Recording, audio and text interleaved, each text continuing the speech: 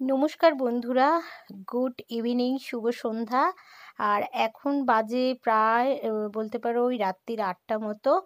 আর আমি এখন রাতের ডিনারটাই কিন্তু মানে রাতের যে রান্নাবান্না সেটাই কিন্তু করতে চলে এসেছি। তো ভাবলাম চলো তোমাদের সাথে একটু শেয়ার করি বিনা তেলে বেগুনের ভর্তা বানিয়ে কিভাবে আমি রাতের মানে ডিনারটা রেডি করব, সেটাই তোমাদের সাথে শেয়ার করব। তো সঙ্গে থাকো, আশা করছি ব্লগটা তোমাদের ভালোই লাগবে। তবে ব্লগটা খুব একটা বড় নয়, ছোটই ব্লগ।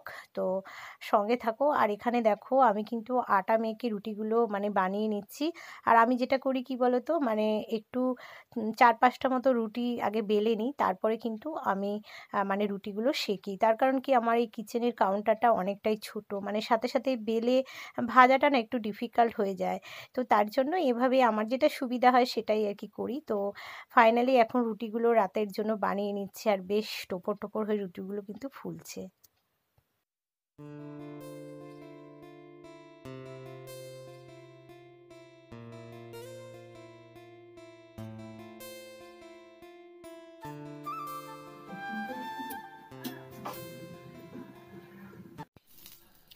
তো ব্যাস রুটিটা মোটামুটি বলতে পারো আমার ভাজা হয়ে গেছে।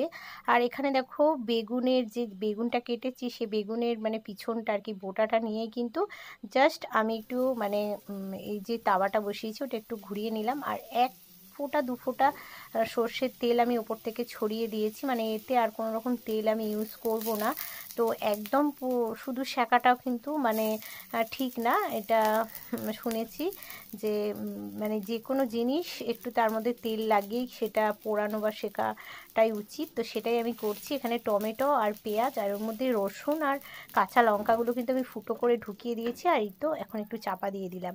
তো একদম গ্যাসের ফ্লেমটা লোতে করে দিয়েছি। আর এখানে যে একটা মানে ফুটো ছিল সেটাও কিন্তু দেখো আমি একটা কাগজ দিয়ে বন্ধ করে দিচ্ছি। তো এটা হতে থাক। আর এই তো দেখো ফাইনাল লুকটা। আমি কিন্তু মাঝে একবার মানে চামচ দিয়ে এটা উল্টে দিয়েছিলাম, আর মোটামুটি বলতে পারো এটা হয়েই গেছে, মানে শাঁখা টাইপের করেছি আর কি। আর ব্যাস এরপর আমি এই যে একটা স্পুন নিয়ে নিয়েছি, যেটা দিয়ে আর কি মাখামাখি করা হয়। হাতটা দিলে একটা অন্যরকম লাগে, অনেকে পছন্দ করে না, আর আমি হাতটা দিও না। তো খুব ভালোভাবে কিন্তু এগুলো ম্যাশ করে নেব। তো দেখো টমেটো এর মধ্যে কিন্তু মানে রসুন কাঁচা লঙ্কা সবটাই দেয়া আছে। তো বেগুনের ভর্তাটা আমি কিভাবে বানাচ্ছি তো একটু দেখতে থাকো। আর বেশ ভালোই লাগে শীতের রাতে এই রকম রাতের রুটির সাথে। তো খেতে কিন্তু ভীষণই ভালো লাগে। তো মোটামুটি এটা ম্যাশ করে নিয়েছি। আর এরপর দেখো শুকনো লঙ্কা একদম শুকনো খোলায় ভেজে নুন দিয়ে আমি কিন্তু এটা একটু ম্যাশ করে নিয়েছি, সেটাও কিন্তু অ্যাড করে দিলাম।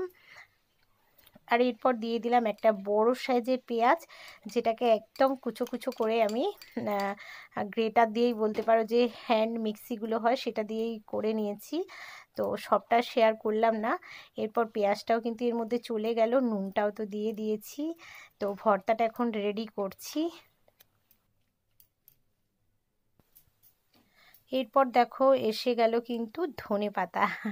মানে ধনেপাতাটা আর কি নিয়ে রেখেছিলাম রেডি করে। তো ধনেপাতাটাও কিন্তু অ্যাড করে দিলাম। যেহেতু এটা বেগুনের ভর্তা, একদম তেল ছাড়া, কোনো রকম তেল বলতেই পারো ইউজ করিনি। তো এখানে কিন্তু রাতের ডিনারটা একদম রেডি করে নিয়েছি। দেখো গরম গরম রুটি, তার সাথে বেগুনের ভর্তা, আর এখানে হচ্ছে দই বুদে, যেটা আর কি হয় বুদিয়া বলে সেইটা, আর তার সাথে মিষ্টি। তো এই থাকলো আজকে বলতে পারো আমাদের রাতের ডিনার। তো বন্ধুরা, তোমাদের কেমন লাগলো আমার এই শীতের রাতের ডিনার অবশ্যই কিন্তু কমেন্ট করে জানাতে ভুলো না। আর ভিডিওটা কেমন লাগলো অবশ্যই বলো। আর যদি ভালো লাগে একটা লাইক করো। আবারও কিন্তু দেখা হচ্ছে নেক্সট ব্লগে।